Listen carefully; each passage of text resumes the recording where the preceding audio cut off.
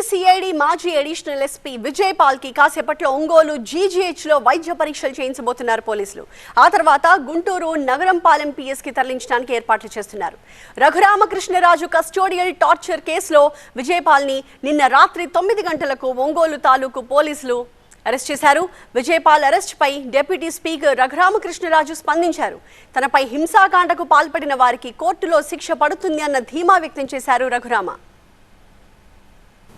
My demand through media అతనికి lookout notice ఇవ్వాలి.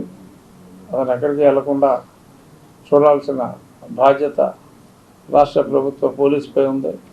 Otherwise ఇప్పటికీ ఎన్నో వ్యాపారాలు ఉన్నాయి కాబట్టి మరి అతను పారిపోయే అవకాశాలు ఉన్నాయి కాబట్టి it's my appeal as an individual who had suffered. అతన్ని లుక్అవుట్ నోటీస్ ఇచ్చి ఈ దేశం విడిచి పారిపోకుండా చూడవలసిన ఫండమెంటల్ బాధ్యత ఇప్పుడు రాష్ట్ర పోలీసు మీద ఉంది. ఈ కాండలో మరి అప్పటి ముఖ్యమంత్రి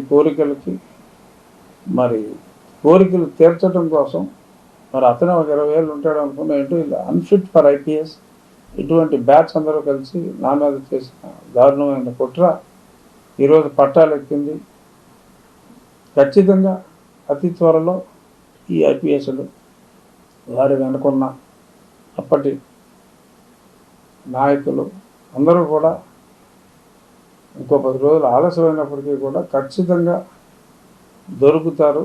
వారికి న్యాయస్థానంలో శిక్షలు పడతాయి అనే పరిపూర్ణ విశ్వాసం అయితే నాకుంది.